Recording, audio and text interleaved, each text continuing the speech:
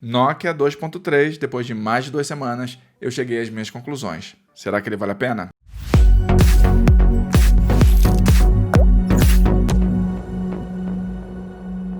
Fala galera, beleza? Quem fala aqui é o Sandro, você está aqui no canal Em Análise e hoje a gente vai conversar a respeito das minhas impressões finais a respeito do Nokia 2.3. Bom galera, antes de eu começar a falar aqui as minhas impressões, vale lembrar que ele é um aparelho de entrada. Mas antes da gente começar a falar do aparelho, deixa aquele like aí, se inscreve no canal para não perder nenhuma novidade. E tendo dito isso, vamos começar a análise, tá?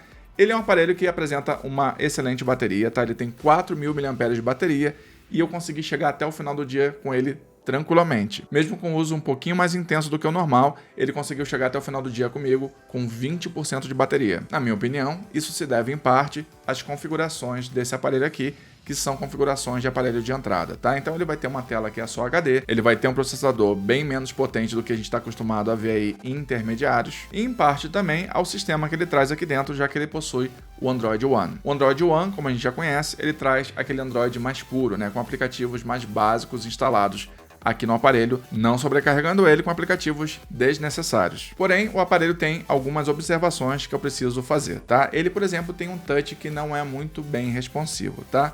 Por exemplo, se eu começar a levantar, ó, a tela dele aqui, você pode ver que ele vai dando umas engasgadas, ó. Ele não tem aquela fluidez, ó, que você normalmente encontra em alguns outros aparelhos, inclusive aparelhos de entrada que apresentam melhor fluidez que esse Nokia aqui. Isso acaba fazendo com que a sua interação com o aparelho fique prejudicada. Uma outra questão que eu já falei lá no unboxing dele é referente ao Face Unlock dele. Como já falado no vídeo de unboxing desse smartphone aqui, eu vou deixar linkado aqui em cima no card para vocês darem uma olhadinha no vídeo. Ele apresenta um delay considerável, tá? Então, entre virar ele para você e ele desbloquear de fato, você vai esperar algo em torno de 3 a 4 segundos. Isso quando ele desbloqueia, porque nem sempre isso acontece. Em vários momentos eu me deparei com situações em que ele não conseguia identificar o meu rosto, e aí eu tive que colocar a senha para poder desbloquear o aparelho. Para um smartphone que não possui sensor de impressão digital, eu acho que o Face Unlock dele devia estar um pouquinho mais calibrado. Já entrando aí no campo das fotos,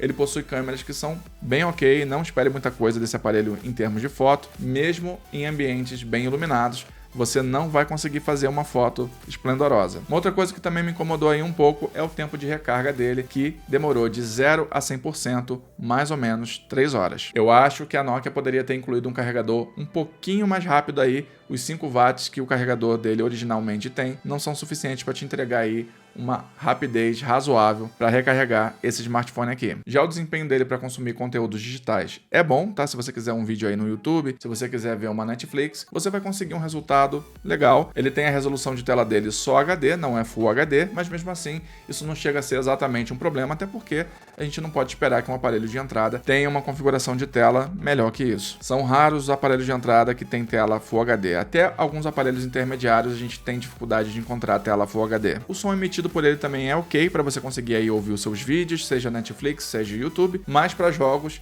você não pode também contar com um alto desempenho desse aparelho aqui. Eu fiz o teste com o Call of Duty Mobile e eu tive uma experiência um pouco frustrada. Obviamente a gente não está esperando aqui que um aparelho de entrada tenha um super desempenho em jogos, tá? Nem é a proposta dele ter desempenho em jogos. Ele é um aparelho básico, mas de qualquer maneira eu resolvi fazer o teste e coloquei o Call of Duty Mobile só pra gente ver qual seria a sensação, qual seria a experiência. E a experiência realmente não foi das melhores, ele demorou bastante para conseguir fazer a instalação, depois demorou bastante para conseguir inicializar o jogo, e quando finalmente eu comecei a jogar, ele apresentou vários lags, várias travadas, que são típicas e compatíveis com smartphones de entrada. Para vocês terem aí uma ideia do que eu estou falando, quando eu atirava num inimigo, demorava 1 segundo para que o inimigo respondesse morrendo após eu ter feito o disparo. E isso para um jogo de tiro é complicado você ter um tempo de resposta assim tão grande. Bom, só então o aparelho é horrível? Não, não é horrível porque, como eu disse no início, a gente tinha que começar se lembrando que ele é um aparelho de entrada. Então, para quem é esse aparelho? Esse aparelho aqui é para pessoas que buscam o básico do básico num smartphone, tá? Elas querem só se conectar à internet,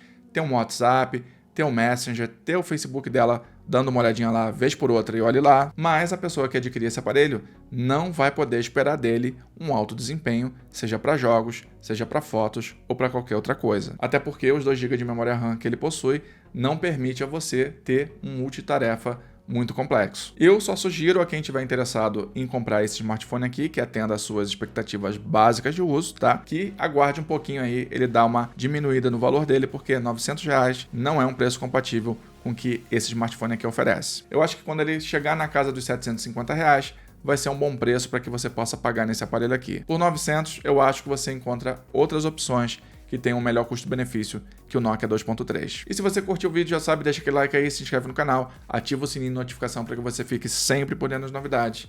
Até o próximo vídeo e bye bye!